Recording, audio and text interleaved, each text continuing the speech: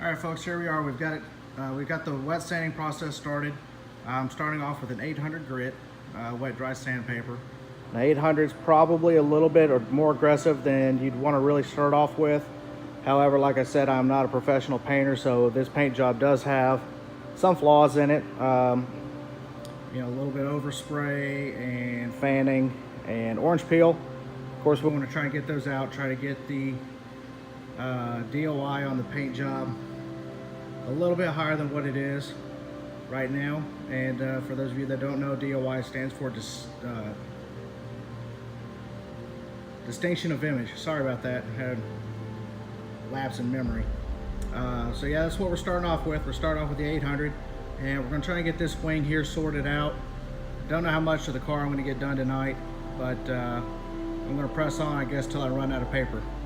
But I'm starting off with an 800, and I'm going to go to 1,000, then 1,500, 2,000, 25, then finish up with a 3,000, maybe a 4,000 if I can get some. We'll go from there. We'll see what happens. However, you know, just kind of a few tips. Like on these cars here, we've got these lines here, we've got this body line here, and then this body line here. Whenever you're wet sanding, you want to stay away from the curves and the edges as much as possible, because what happens is your paint's going to be more thicker through here, so you have a little bit more to work with.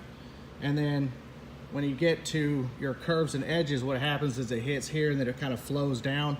So this is going to be a little bit thinner on top or on these corners. So you just want to pay attention to that. This car is, like most of you know, this car is full of edges and lines, which kind of makes this car great. But anyway, that's what we're doing right now. So we'll get back to it. See you guys in a little bit. Okay guys, earlier in the video, you know, we started off with the 800 grit wet sandpaper. So basically I've done the entire car in the 800. I've worked it down to the 1,000, and then I've done the front clip of the car in the 1,500. I'm going to call it a night tonight. This is, as you can imagine, it's a pretty big car. Gets kind of tiring. So show you guys a couple of things. Like earlier when I was talking about, you want to watch out for your edges because they're usually the thinnest. As you can see right here, hit it there, and let's go over here, and started right here. So yeah, those are a couple places I'm gonna have to go back and touch up. Not a big deal. But then, as you can see here, there's also still a lot of orange peel in it, even after working it down to the 1,500. So what I'm gonna do is on this, I'm gonna start over with the 800 and basically do from that trim over here to the edge.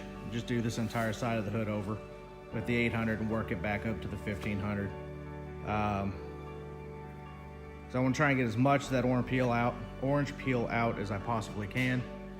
Now, of course, you know, once you get it, you can polish it from here. Won't get the best of results because you can still see all the little dips and everything in it. So yeah, that's what we're gonna do. This other side over here was actually just as bad, if not worse, than the other side of the car. I think what happened is by the time I got around to the right side of the car, I was pretty much worn out.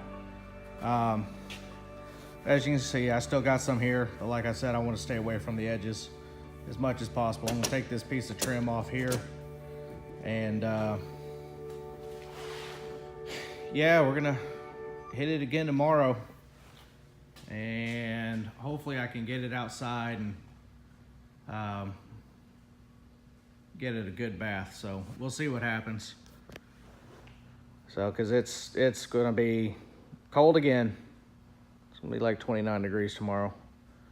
So it's probably not as cold as some of the places that you all are watching from, but still pretty chilly. So yeah. All right, well, I'm gonna go home. We'll talk to you guys later. Thanks, bye.